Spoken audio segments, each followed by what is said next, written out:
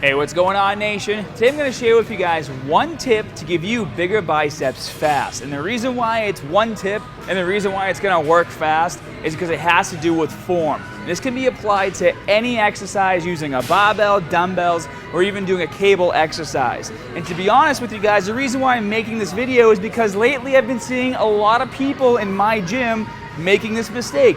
Even some guys that actually have pretty big arms are making this mistake, and I think to myself, well, thank God for back exercises with the biceps engaged, because they're probably the only real bicep work that they're getting, which is equally another problem because it means they're working less of their back and more of their biceps in their back exercises. But that's a video for another time. So when you guys approach any bicep exercise, what you have to ask yourself is one question.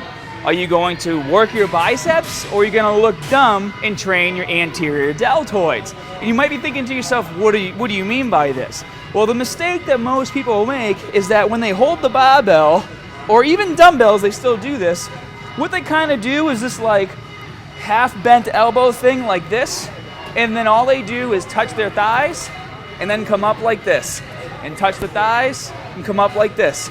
And there's nothing happening in my biceps right now.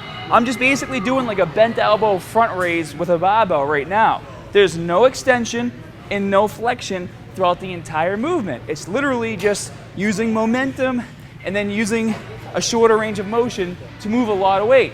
Any jackass in the gym can grab 80 pounds, 90 pounds and do this and thrust it up and down.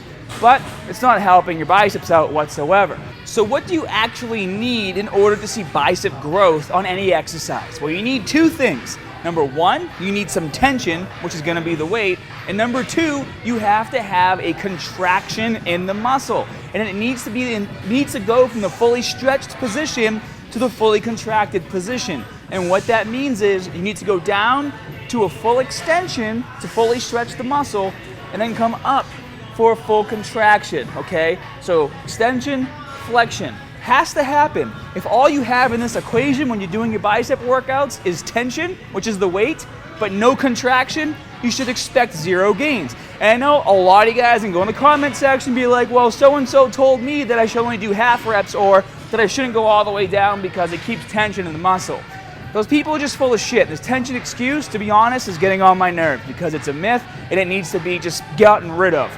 For those of you who watched my dumbbell bicep curl versus my hammer curl video, you would have learned one thing that's very important.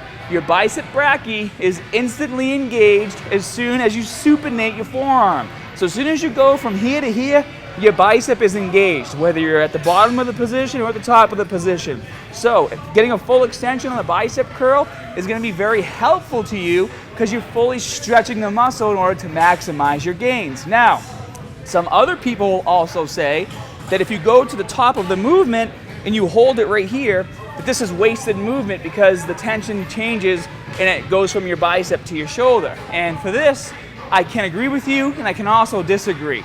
Now, if you're doing a bicep curl and you get up to here and you relax your grip and you relax your arms, yeah, a lot of that weight is just going to transfer to your shoulder and sit there. But if you utilize proper form on this exercise, so let's get this barbell real quick.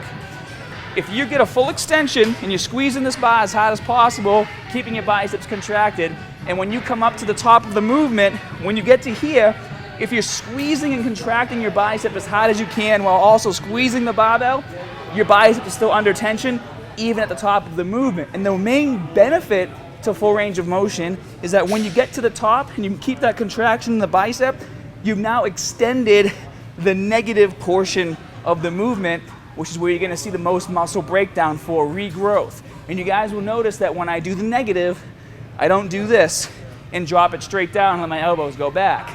When you get to the top, you want to keep your elbows in one spot and bring the barbell away from your body. You're going to see a drastic difference in how much weight you can lift if you were to just go up like this and drop straight down, because that's the easy way, versus the hard way, which gives you the most amount of engagement in your biceps, which is full extension, all the way up, squeeze at the top of the movement, and then go all the way down, away from your body like that.